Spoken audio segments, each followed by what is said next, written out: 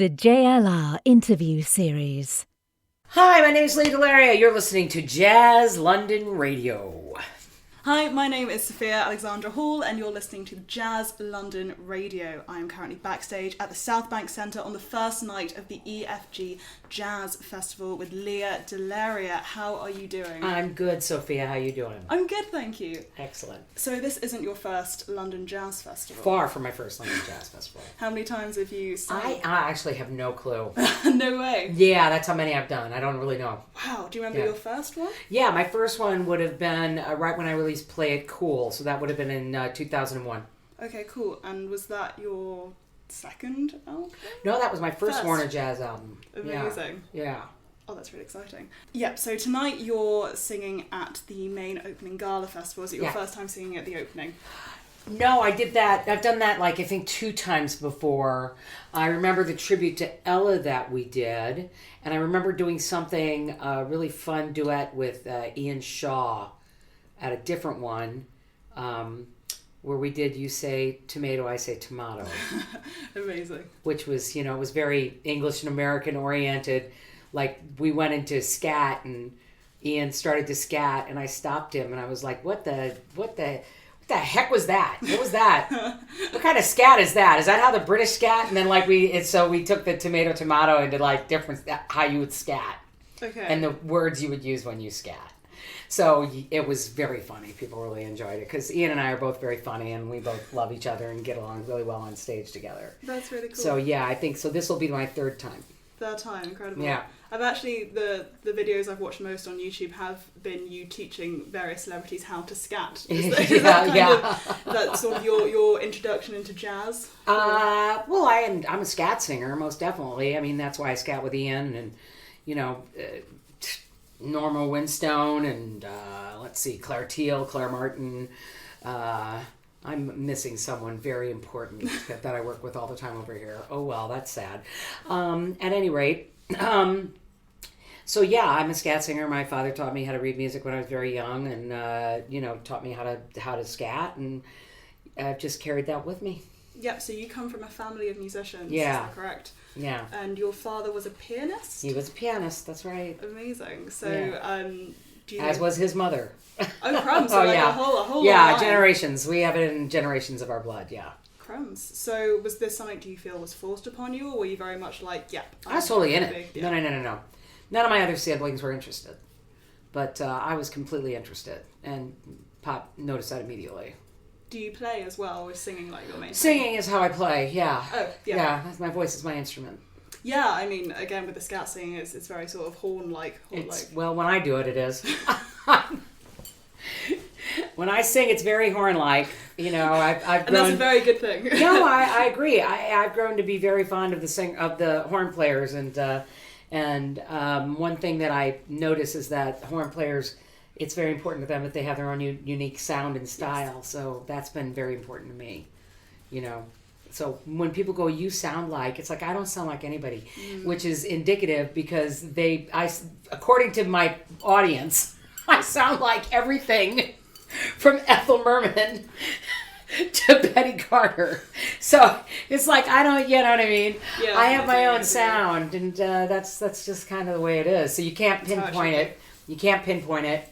And then I get those crazy comparisons. Ethel Merman was my favorite, I have to say. Because I don't hear that at all. Oh my God. Who are your biggest influences in terms of the jazz world growing up? Well, mostly the horn players, again, I've got to say, were huge influences on me. Coltrane and Miles Davis, Dexter Gordon, Errol Garner, Art Tatum, Cedar Walton. But the singers, probably I'm mostly influenced by Ella Fitzgerald and Betty Carter. Sure. Yeah. That's cool. I noticed with the instruments especially, you sort of go for the lower saxes. Yeah. Yeah. Which makes sense, actually. I mean, I like Bird. I like Bird. Yeah. I love Bird. Don't get me wrong, but yeah. I like a tenor. I'm really very fond of the sound of a tenor, Even like in an orchestra, I love the sound of a cello or a viola over that of a violin. It's just, I'm drawn to it.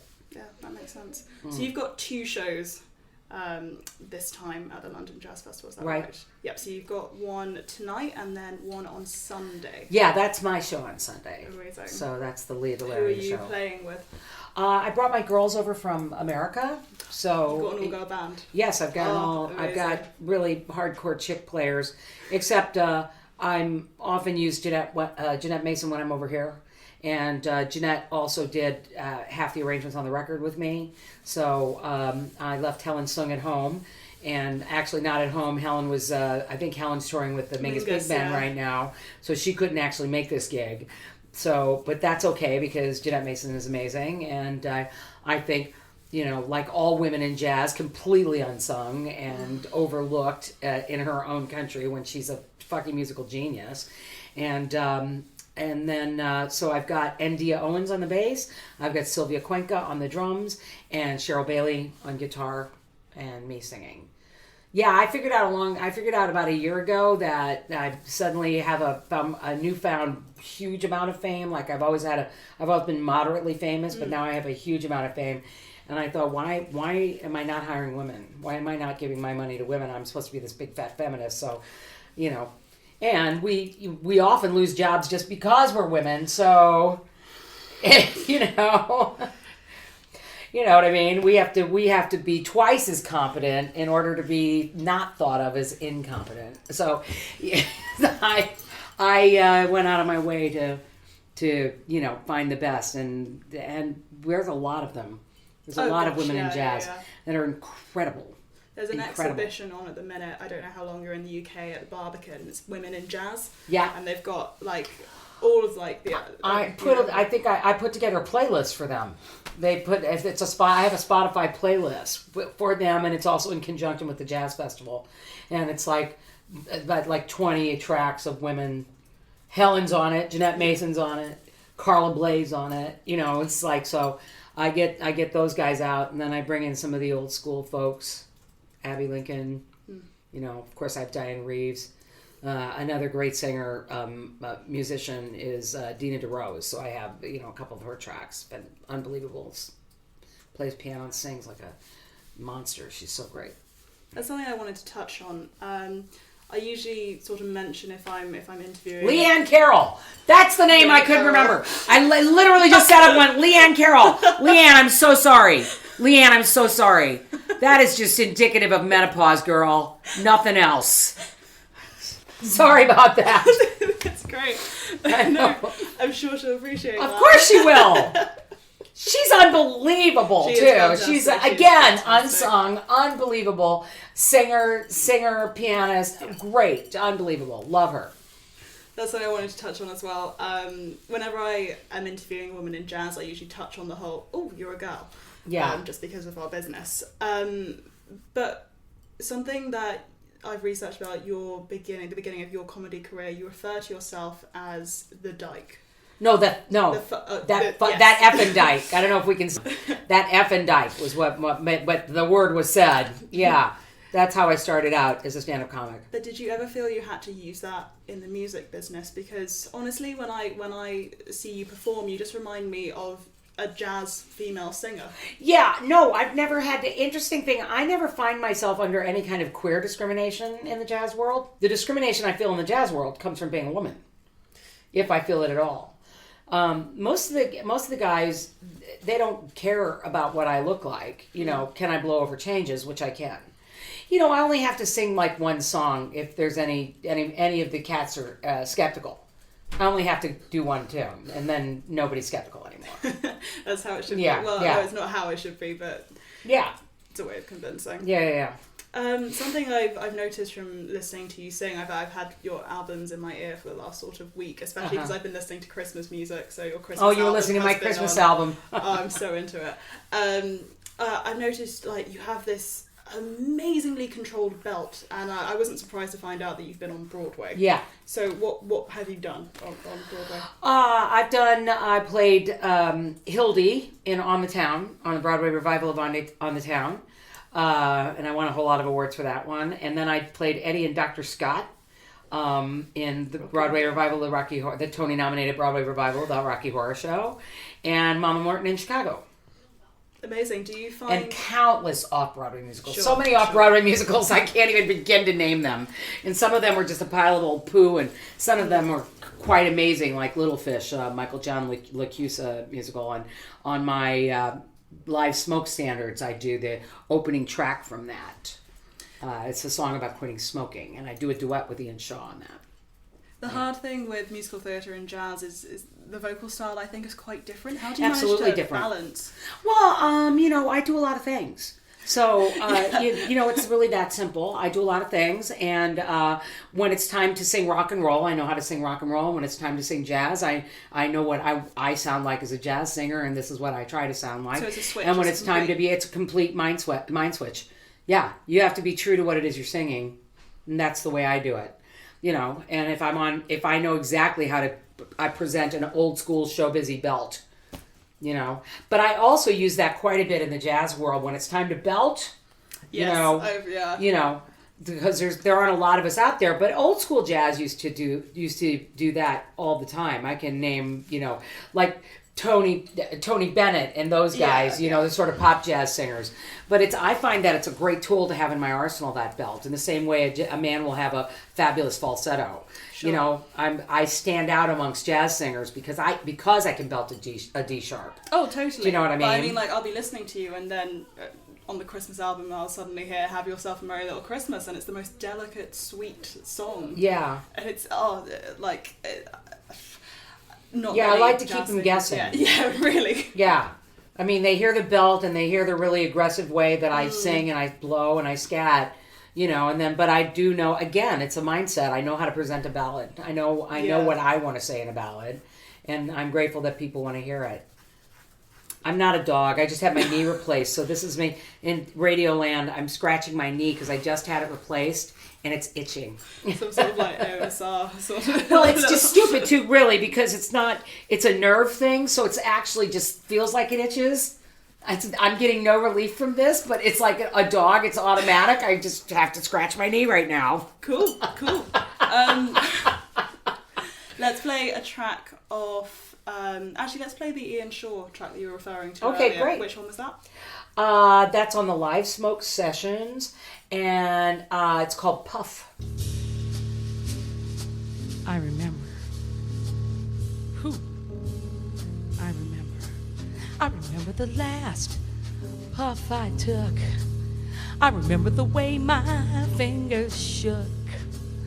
I remember the last ash I flicked as I tricked my mind into thinking that was the last drag I'd take. Doctor said that my health was at stake.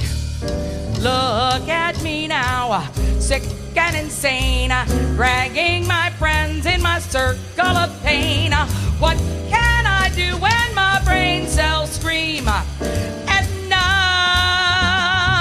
I remember the sweet sex, come. One last puff, puff, puff. I wanna go, puff, puff, puff, puff. I wanna go.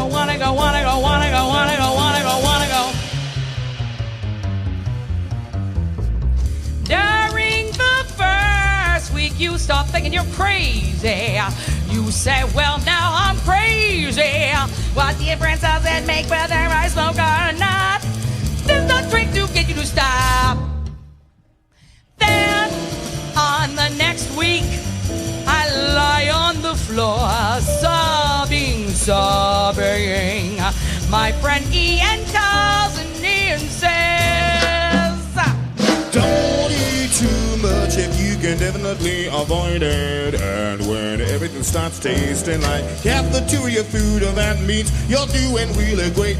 Not time. sweet sex, clean, calm. Sweet, cool, deep, long. One last puff, puff, puff. I wanna go.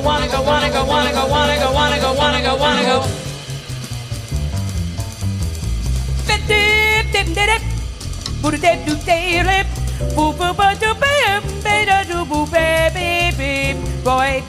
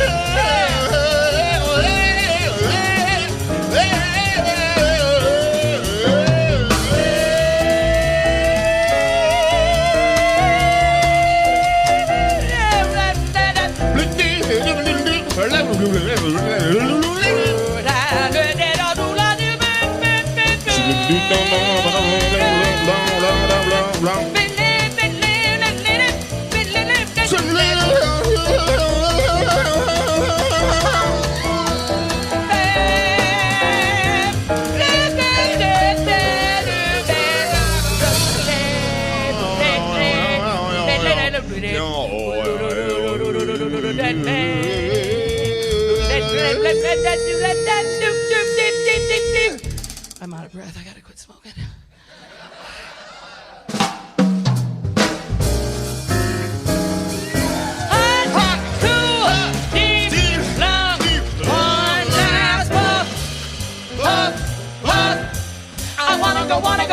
Wanna go.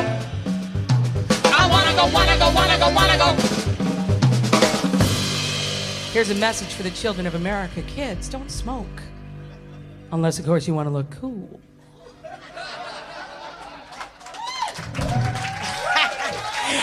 Ian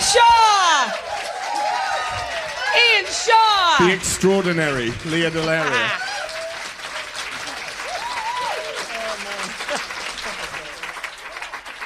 So your latest album was released a few years back now, so 2015? Was it? It was 2015 because I put it out in July of 2015, and then 6 months later, David Bowie died. I feel like I killed him. Oh God! I feel like I'm the one responsible. I murdered David Bowie. Exclusive on Jazz London Radio. It's going to be the clickbait for this. But you had his backing and everything. Totally had his backing. Because Warner Jazz had gone under, I no longer had a label. This was my first self-produced, self-promoted record. So I went to the crowdfunding technique that everybody else went to. Nice. And it was really funny because people were like, "What? You're a huge television star." That may be, but that doesn't mean I have money because one, I'm on Netflix. Two, I'm a woman. Three, I'm on a show with 40 regulars. We're not getting paid what, other people are getting paid. Let's just put it that way. It's not working out for us in that way. But so I did a crowdfunding thing, and and we were doing really well. It was good. People were, I just kept saying, "Look, give $1. If you follow me, give $1, and I'll have that." Because at this point, I have 1 million, almost 400,000 followers on Instagram. Right. It's just craziness, right? So everybody give $1, and then I'll retire. But of course, not everybody gave $1. But it was going along swimmingly, and then I woke up one morning, and we had gone well past what we were looking for. I was like, what in the world happened? That happened overnight, and we couldn't figure it out. And then my social media person, the person that I work with on social media, called me up and went, "Oh my God, Lea, David Bowie is following you on Twitter and telling people to donate to your record and talking about what a great jazz singer you are." It was unbelievable. It was so unbelievable. Did you know him at this point? No, I'd never met him in my life. I had no clue that he'd ever heard me sing or knew what But that happens because throughout the course of my time, I put out these different records where I do that, and when I put out Double Standards, I got Perry Ellis, a great note from Perry Ellis on my version of Ben Caught Stealing, and the same thing from Blondie on my Call Me because Blondie had just put a jazz record out. So she sent me. I was doing the was I doing Rocky Horror? I think it was doing Rocky Horror. That might have been Little Fish. I was doing something when that came out, and I got a note backstage from Blondie saying that she wished she had thought of swinging the song the way I did. I was like, how are they hearing my music? I don't even know how they're hearing this, right? It wasn't like I sent it to him or anything. So the same thing happened with David. He just, was, I guess, into it. And then he talked about it on his website, had that push it. And so we released the cover on his website. And just, it was really kind of amazing. And again, he was incredibly supportive, and he was coming to see me perform the week before he died. The week after he died, he was supposed to be coming to see me do it live. It was devastating to everybody when he passed away, I think. It was really sad. Yeah, that performance must have been... Was really rough. Yeah, that Wednesday was very rough. Oh, man. We were all incredibly sad. So it's a 12-track album. Yeah. And do you want to do another one? Do I want to do another David Bowie record? I feel like I've done it, but I have to say everybody in the David Bowie camp is like, you should do Changes 2 now. And they're right. There's a million other David Bowie songs that I could do. But I think I might want to do something else first. So I think maybe in a couple of records I will. But I'm not sure what I mean. Yeah, and it got like the third record from now. I'll put one out, another one out, and then I'll go back and do another bunch of David Bowie's. And the way he did Changes 1 and 2, they weren't back to back. So yeah, fair enough. Fair enough. Do you know what sort of thing you want to do for the next album? I do, but I'm not at liberty to discuss it. All right. That's such a bummer. But this is where I'm at right now. I've been saying that a lot this weekend. I don't, for the past couple of years of my life, everything I'm doing, I basically have to go, I'm not at liberty to discuss it. I have many things that are coming down the pike, but I'm not able to talk about it because everybody has a specific way that they want to release certain things. So you're not allowed to talk about it. That's absolutely fine. That is destroyed. Trying to get that, what is that, scoop on everybody. I'm just genuinely interested. I understand. Do you think you'll release a music video? I really want to release one on this one, and frankly, I do have an idea for a music video that I think I'm going to be putting out. What is it? It's now November. You can look for that around the end of May next year. Exciting. Again, not at liberty to discuss it. Could be but anything. Let's just say it has a lot to do with the 50th anniversary of Stonewall. Cool. Yeah. It's going to be a nice surprise track for everyone, I think. Amazing. Well, thank you very much for joining me and taking out the time. I'm happy to. Let's close the show by playing a track off of your latest album. Off of House of David? Sure. What shall we play? I think Fame. Amazing. Let him hear Fame. All right. Seamus Blake killing it with a great sax solo on Fame. Fantastic. Thank you very much. Cool. Thank you.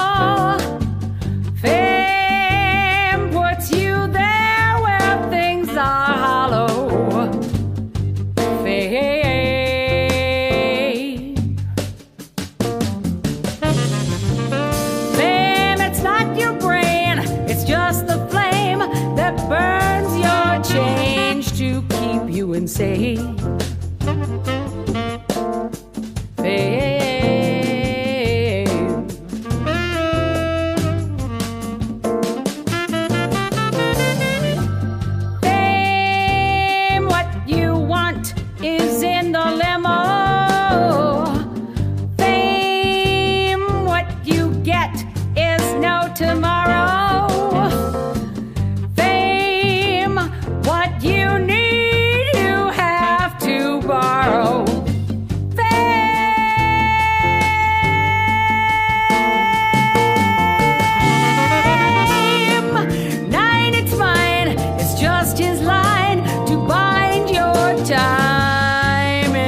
drives you to crime. Fame.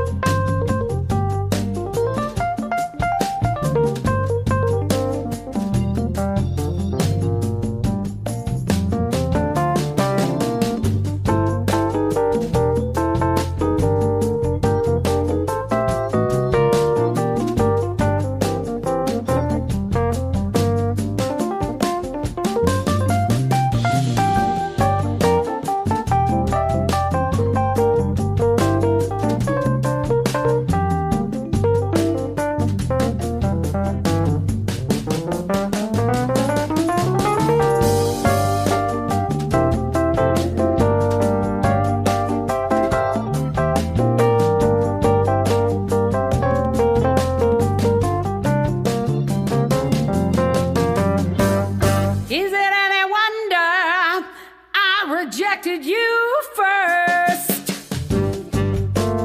fame.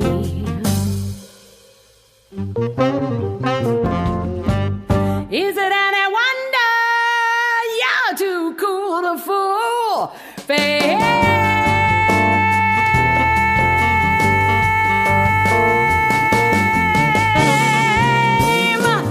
Bullet for you, chili for me.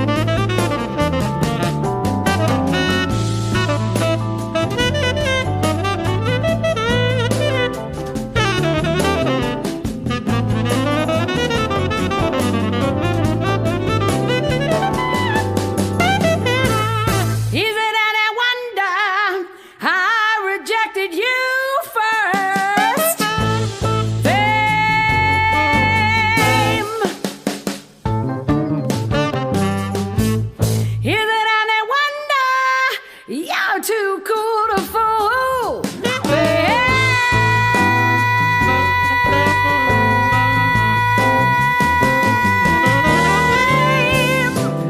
Bullet for you, a chili for me. Gotta get a rain check on pain.